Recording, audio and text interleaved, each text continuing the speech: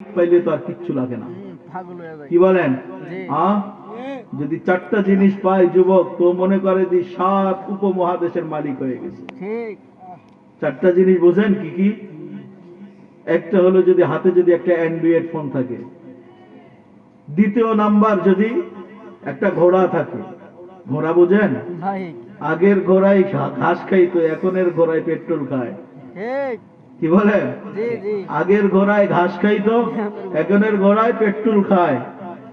যুবক যখন বাইকে ওঠে না, তো একা একা চললে একভাবে চলে, বন্ধু বান্ধবদের নিয়ে চললে আর একভাবে চলে।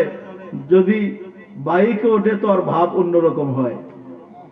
ও রাস্তা দিয়ে তো রাস্তা মনে করে না, ও তো মনে করে সড়ক পথে বিমানের ছোঁয়া দিচ্ছে, রোড পাটায়া চলতে থাকে। তারপরেও যদি বাইকের পিছনে একটা চার্জার থাকে তো ভাব অন্যরকম হয়। চার্জার বোঝেন? খাপুরার মানুষরা চার্জার বোঝে? যুবকরা কি ঘুমায় গেছে? ও যুবক, তুমি কাকে নিয়ে ঘুরতেছো? কারে নিয়ে তুমি পাল্লা দিতেছ? কারে নিয়ে তুমি নিজের জীবনটা হারাইতেছ? আমি তো অনেক যুবককে দেখছি যারা নিয়ে সারা দিন ঘুরছে, বিকেলে রেস্টুরেন্টে নিয়ে যায় খাওয়াইছে, ওইখান থেকে পার্সেল বানায় দিছে, তারপরেও মনে হয় ওর আশা মিটে নাই।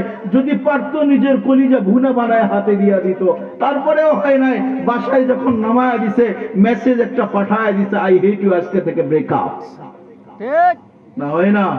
যুবকরা কি বলে? না হয় না? কত ছেকা খাওয়া যুবকরে দেখলাম আমি। বহু যুবকের চেহারা আমি চিনি যারা ছেকা খাওয়া যুবক।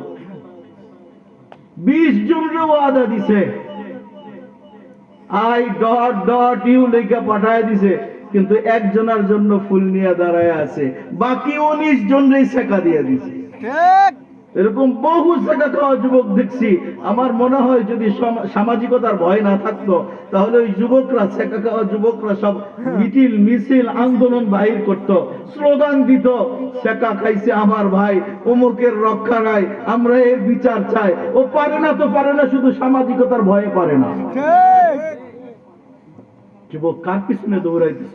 তোমার জন্য আল্লাহ কি বানায় রাখছে, যার পিছনে তুমি দৌড়াইতেছ, একদিন ব্রাশ না করলে সামনে যাওয়া যায় না, 2 দিন গোসল না করলে তার সামনে যাওয়া যায় না। আল্লাহ তোমার জন্য বানায় রাখছে। আল্লাহর রাসূল বলেন, লাউ বাদাগা সাবাতা আবহাল্লা সারা আহলা। আরে তোমার জন্য আল্লাহ এমন জিনিস বানায় রাখছে, যদি শুধু থুতুম নিক্ষেপ করে 7 সমুদ্রের পানি মধুর চাইতে মিঠা হবে। লাউ কাশাফা সাকাইহা লা তানাওয়ারাতিদ দুনিয়া। যদি শুধু পায়ের গোছা বাহির করে দেয়, পুরা দুনিয়াটা আলোয় আলোকিত হবে। যদি চুল বাহির করে দেয়, তার চুলের সুঘ্রাণে পুরা দুনিয়া মোহিত হয়ে যাবে। কার পিছনে চলতেছ?